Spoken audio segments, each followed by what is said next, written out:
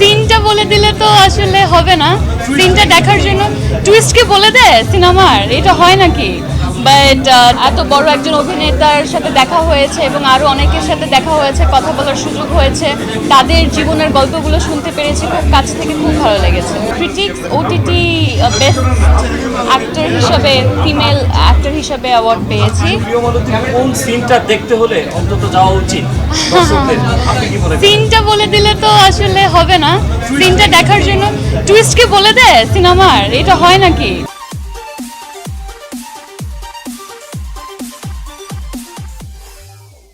But definitely এমন কিছু আছে যেটা দর্শক হলে স্ক্রিনে, বড় স্ক্রিনে দেখে আসলে সেই ফিলটা পাবে, এরকম একটি দৃশ্য আছে এবং সেই দৃশ্যটা আমার সবচাইতে ফেভারেট, আমার খুবই পছন্দের এবং ওই দৃশ্যে আসলে অভিনয় করতে সবার অনেক বেশি কষ্ট হয়েছে। কোন দৃশ্যের কথা আমি বলতে চাচ্ছি না, তবে যদি ছোট্ট একটা হিন্ট দিতে হয় তাহলে এক অক্ষরে বলবো আগুন, আর কিছু বলবো না। আগুন, হ্যাঁ। এখন এই মুহূর্তে এক সপ্তাহ হলো একটা সিনেমা রিলিজ হয়েছে, এক সপ্তাহের মধ্যে আসলে সেকেন্ড সিনেমা নিয়ে কি ভাববো, কোনো কিছু ভাবছি না এই মুহূর্তে। ডিফারেন্ট জনরাতে কাজ করতে চাই, ভালো ভালো গল্প নিয়ে আসতে চাই, ভালো চরিত্রে কাজ করতে চাই, দেখা যাক কি হয়।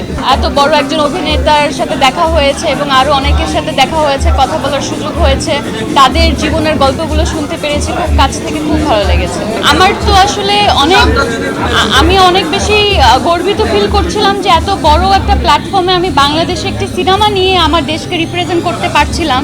আমি সাবা নিয়ে রেড সি ইন্টারন্যাশনাল ফিল্ম ফেস্টিভ্যালে গিয়েছিলাম এবং যতবারই ইন্টারন্যাশনাল কম্পিটিশন কিংবা কম্পিটিশনের ফিল্মগুলো নিয়ে কথা উঠছিল, সাবার নামটা উচ্চারণ হচ্ছিল, তার একদম পাশাপাশি বাংলাদেশ এই শব্দটা বারবার উচ্চারণ হচ্ছিল।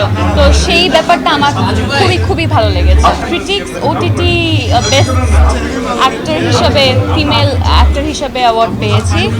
আমার কাজ আমি কি তুমি জন্য, যেটা আইস্ক্রিনে গিয়েছিল, ডিরেক্টেড বাই ভিকি জায়েদ ভাইয়া। আপনাকে দেখা গেছে দর্শক গ্যালারিতে বসে ছবি দেখেছেন, এটা সোশ্যাল মিডিয়াতে ভাইরাল, রিজনটা একটু যদি এটা যে কেন ভাইরাল হলো, আমি আসলে আমার সিটটা অনেক সামনে ছিল এবং খুবই গুরুত্বপূর্ণ একটি সিন চলছিল, আমি সবার সামনে দিয়ে হেঁটে আসলে আমার সিট পর্যন্ত যেতে চাই না, এই জন্য অল্প কিছুক্ষণের জন্যই ওখানে বসছিলাম।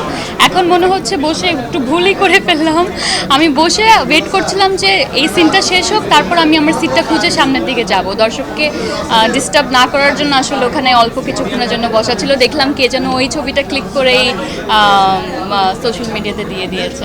ভালো গল্প হলে কোনো প্রবলেম নেই, আমি সবসময় ভালো গল্পের সাথে থাকতে চাই, ভালো ডিরেক্টর থাকবে এবং আমার চরিত্রটা খুবই ইম্পর্ট্যান্ট, আমি কি করছি সেটার কোনো মিনিং আছে কি না সেটাও খুবই জরুরি, গল্পটা কতটুকু ইম্প্যাক্টফুল, গল্পের মধ্যে পাওয়ার আছে কি না সেই ব্যাপারগুলো খুবই ইম্পর্ট্যান্ট।